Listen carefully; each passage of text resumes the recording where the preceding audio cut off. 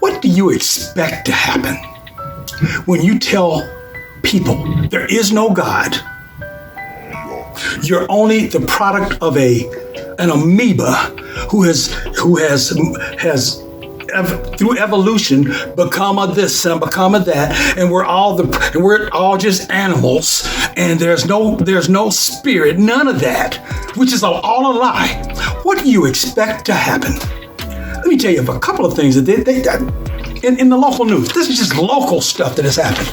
Now I can tell you up front, I don't watch the news. My wife does, and she brought me up to speed on some stuff I didn't even want to know about. Let me just mention two things. In this situation, it was a woman and her boyfriend, and she had 3 kids. And her boyfriend told her that they couldn't make it if she had the 3 kids.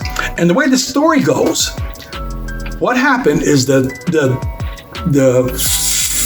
mother and boyfriend put the 3 kids, and the kids were 6, 8, and 10, and drove out into the woods and told the kids to get out. They're going to leave the kids there. The 6-year-old grabbed a hold. They say the 6-year-old grabbed a hold of the door handle, was getting drugged, hollering, wouldn't let go. They kept going. The kid let go, fell under the car. The car ran over him and killed him. And when that happened, they stopped the car, went back, picked the kid up, put him in the trunk, and took the 2 kids and left the woods. And they went down and threw the 6-year-old in the river. The woman was killing her kids for her boyfriend. Now, if you're killing babies after they come out of the womb, what's wrong with this? I guess you can be a fetus when you're 6, 8, 10. Are we gonna justify that too? What? I mean, because we already have the abortion law where you can kill a baby up until he is ready to give birth. And if that child is born, in some states, if that child is born, they allow the mother to decide whether it's a fetus or a child, and they'll let the child die by calling it a fetus. What you expect to start happening? The land is sick, and we're aborting hundreds of thousands of babies every day. Come on, the land is sick, and the people now are godless because that's what we want. That's where they're taking us. Second incident I want to talk about. Listen to this. This is a good friend of mine. It was his relative, but her boyfriend ended up killing her, drove her into the woods and killed her, and then took and threw her 3-year-old son in the river alive, and he drowned to death. What you expect? Something else happening. Are we happy with this? See, the science of the universe will lead you back to God. In other words, the things that we're doing scientifically, these are the outcomes. This is the expected outcome. People are dead inside. They no longer value life. Check this one out. And these are things, like I said, my wife just mentioned it to me. There are 7,000 people headed for the border right now. And they say that there's 107 of them that were released from prison down in Honduras, and they are COVID infected, and they're headed for the border. And at the border, they're putting kids in cages and all this kind of stuff, and we want to do what's right, and our country is doing this. Our country is doing this. And we're trying to figure out what's wrong. What's wrong with our kids? And what's wrong with our people? Turn on the TV set. What are we being told? The movies. They're showing all kinds of debauchery and wrong ideas. And they have people right now believing that, see, when there is no God, then man just naturally steps into the role of God. And in the role of God, God speaks reality. And now we have taught our children that they can speak reality. If I say I'm a boy, then I am a boy, and I'm a real boy, and I'm no longer a girl. That's speaking reality. Trying to be able to identify and change from this to that and that to this. And just because you said it, that makes it okay. That's playing God. Our media is calling wrong, right, wrong, persecuting, all kinds of things. And what do you expect? Now, these things in the past, they would have been, it was unheard of. These kinds of things were unheard of. And now it's the norm. I mean, this is just happening in one city, the stuff I just mentioned. And it's happening all over the world. It don't even make the world news now with some of these atrocities and things that are going on, because people have been given over to a reprobate mind. And the father of lies is having a field day running around. Because we're looking at lies as if they're true. Like I said, the stuff we're telling our children, we're sending them to school, they're being indoctrinated, they're breaking up the family, they're doing all the things that will bring the scientific end that we're seeing. If you put a pot of water on a stove and turn the oven on, the water will get hot. That's a scientific fact. And just like in that science here on the earth, we've given ourselves over. We're trying to turn the whole world over to the world of lies, and Satan is the father of lies. God ain't got nothing to do with none of that. But he is God over all that. And he has his church here to deal with that. And the way of escape, God has given us a way of escape now. We got a way out. I mean, 2 Chronicles, I think it's 2 Chronicles 7. If my people who are called by my name will humble themselves and pray, then I will hear from heaven, and then I will heal the land. See, and so the answer to the sick earth is the church. Now, with all this going on, God is still God. And he set up the world to be run by mankind, okay? God made man all at one time. Then he separated them out, male and female. And their purpose was to multiply and subdue the earth. And every spirit in this realm needs a man to have authority to operate here. That's why that's why the satanic spirit definitely doesn't want you to know who God is, because if he can get in your head and get you thinking wrong, then he can use you and abuse you because he needs you. And I want to tell you, all things are possible. I done said this 1,000 times, and you guys, I know you get tired of me hearing it, but you can't say it any more simple than that. All things are possible to those that believe, those that are filled with the Spirit. We're able to speak and say things. But let me just share a couple of things. Okay, first of all, we are talking about all these babies that's been aborted. Well, Psalms 139. Listen, you created my inmost being. You knit me together in my mother's womb. I praise you because I am fearfully and wonderfully made. Your works are wonderful. I know that full well.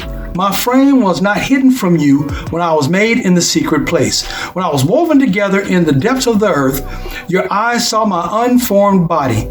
All the days ordained for me were written in your book. Everybody's got an amount of time. God has a plan for everybody. Even those babies that were aborted, okay? He knew them in the womb. The spirit of that baby began at conception, okay? And now we come up with the question, so what happens when babies die? I know that God is fair and right, and he judges properly and all that, and I would not be surprised. I don't know. I can't say for sure. Nobody else can either. But it's a very good chance that all those innocent children and babies that left here that did not have an opportunity to choose, although they were born in sin, shaped in iniquity, but God shaped them in there, and he has the ability to do it the way he want to do it. And I wouldn't be surprised when we get up to heaven, we're going to see all them folks at 28 years old like everybody else, and they served their purpose just like we serving ours. You know what I mean? I mean, like I said, the stuff is mind-boggling. The stuff is mind-boggling. Men and women, okay? Let's talk a little bit about that. Me and my wife are different. And she has some abilities that I don't have. I have abilities that she has. I can be looking for an infinitesimal little thing, down here in the bed, anywhere. And I ask her, and she'll say, "Oh yeah, that's downstairs on the table next to this, blah blah blah blah blah blah," and it'll be there. She brings that versus my, but she will plan and plan and plan and plan and plan. Whereas me, as soon as I get the idea, I'm off and running with it. That's one of the differences in our flow. Something else that she brings to the table. I mean,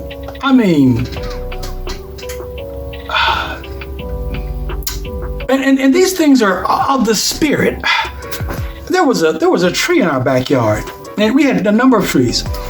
And she looked at this one tree, and it was the beginning of summer. And she didn't like that tree. She didn't like that tree. And every day she went out there, she said, "I don't like that tree. I don't like that tree." By the end of the summer, that tree died. Call it coincidence. I mean, there's so many things that we don't understand, but I want you to know that God is in charge, okay? And I mean, the weird stuff that's happened to me, I don't get it. I don't understand it. And if you're talking to somebody and they're all puffed up because me and God got it going on and all that, no, they don't have a right perspective, because you look in the Word, and everybody that who like Paul when he ran into Jesus on the road to Damascus, I mean, it fried his brain. And from that point forward, he went from Pharisees, dealing with the law and all that. He went from that to pure, straight out Jesus man. You know what I mean? And he was in awe the whole time. So I'm asking the church, we need to get back to that place where we really respect and know that God is God. Because that's what will fix not only our country, it'll fix your family, it'll fix you. If my people, he gave us this, who are called by my name, will humble themselves and pray. Let's do that. Let's do that. And we must begin to refuse those things we know are not of God. Don't buy into any of this stuff. Don't teach your kids to accept that they can speak realities into their life. Don't stop watching all this, because I was listening to the black stations. Doggone it, I was listening to the black station. And all he talked about every 10 minutes was reproductive rights and Margaret Sanger and all of that kind of stuff, and talk about they can take care of your every need. Encourage. Stop playing that stuff. Get that off our radios. Come on, y'all. We ain't stupid. You see what's happening to these people. Come on, y'all. And I'm calling on the church. Who am I? I don't know. But I'm the guy that's talking on this screen right now. And all I can tell you, come on, church. Let's do what he say. And I'm talking not to the body. I ain't talking to the pastors. I'm talking to every born again believer. Every person that's a believer in God. Let's start praying every day, every night. Before you are doing it, pray Pray without ceasing for against the things that you see happening. Cover your family. Stand against the enemy. Make sure it doesn't. Make sure that your house is the temple of God. That your house is the church. You know, because they shut down the churches, and it's probably not a bad thing, because I mean we're turned into these big entertainment centers anyway. You know, but make sure that your house reflects who God is, and that you can go before God with a clear conscience about what you're doing. I don't know what else to say. We see what's happening. We're throwing our babies in the river. Let me say that one more time. We are throwing our babies in the river. Stop it, y'all. Stop it, y'all. Open your eyes and look at the things that the administration is trying to do, and ain't none of it matching God. Ain't everything they want to push forward is against the science of the universe. If you stand with that, you'll go down with that. All right? I hope they let this play. If they don't, oh,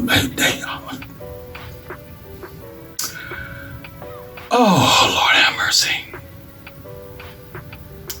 Lord have mercy.